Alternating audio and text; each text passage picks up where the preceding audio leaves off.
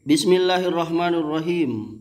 Teman-teman sekalian yang dimuliakan oleh Allah, kembali kita bertemu di channel YouTube Amri Al-Jambi ini pada konten baca buku. Kali ini buku yang akan kita baca kembali lanjutan dari buku Bid'ah dan Khurafat di Indonesia yang ditulis oleh Abu Umar Abdillah, penerbit Wafa Press.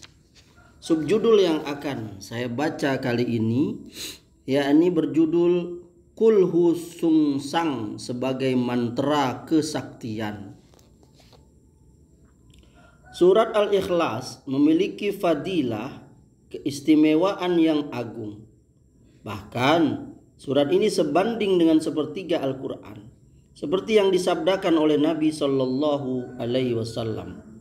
Wallazi nafsi biyadihi innaha lata'dilu sulusal Qur'ani. Demi yang jiwaku ada di tangannya, yakni surah Al-Ikhlas ini sepadan dengan sepertiga Al-Quran. Hadis riwayat Bukhari. Tapi hal ini tidak berarti bahwa orang yang membaca 3 kali Al-Ikhlas dianggap telah khatam Al-Quran, karena Al-Ikhlas tidak mengganti 2/3 yang lain. Fadilah lain dari surah Al-Ikhlas disebutkan dalam banyak riwayat, yakni seorang sahabat yang selalu membaca Al-Ikhlas di setiap sholatnya, bukan karena suratnya pendek, tapi karena ia mencintai surat tersebut. Karena kecintaannya itulah Nabi SAW memberikan kabar gembira kepadanya. Inna hubbuka iyyaha yudkhilukal jannata. Kecintaanmu terhadap surah Al-Ikhlas menyebabkan kamu masuk jannah. Hadis riwayat Tirmizi. Surat ini juga menjadi bacaan mu'awwizat, perlindungan dari jin dan setan. Nabi membaca Al-Ikhlas, Al-Falaq, dan An-Nas sebelum tidur. Beliau meniupkannya ke telapak tangan dan mengusapkannya ke seluruh tubuh. Dan masih banyak lagi fadilah surah Al-Ikhlas. Tapi apa jadinya jika surah Al-Ikhlas dibalik susunannya, dibalik cara membacanya, seperti yang dikenal dengan istilah kulhu sungsang? Membacanya pun sulit, apalagi menghafalnya. Tapi tidak sedikit yang menghafalkan kulhu sungsang lebih fasih dari membaca surah Al-Ikhlas. Kenapa? Karena ada motivasi untuk sakti. Para pemburu kesaktian banyak yang meyakini keampuhan kulhu sungsang. Ada juga yang menggunakannya sebagai mantra untuk pukulan jarak jauh, untuk pelet, dan untuk mengusir jin.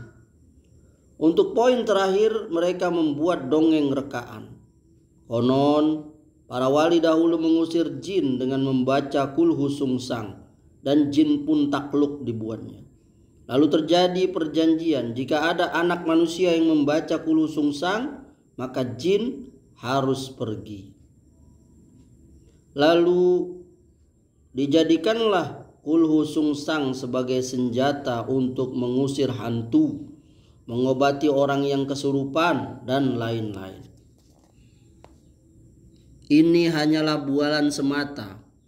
Bagaimana mungkin wali Allah malah mempermainkan ayat dan melecehkannya, membolak-balikkan ayat dan merubah dari aslinya adalah kekafiran.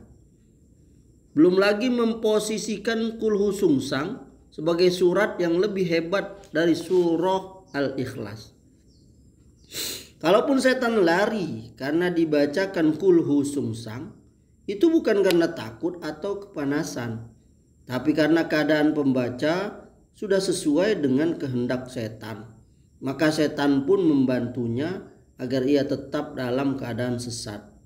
Begitupun jika dengan membacanya seseorang memiliki kesaktian tertentu, itu karena bantuan dari setan sebagai penghargaan karena telah berani melecehkan Al-Quran. Benarlah perkataan Ibnu Khaldun bahwa seseorang tidak bisa menjadi tukang sihir atau dukun kecuali ia mendurhakai Allah dan memuja setan. Wallahu a'lam. Semoga bermanfaat.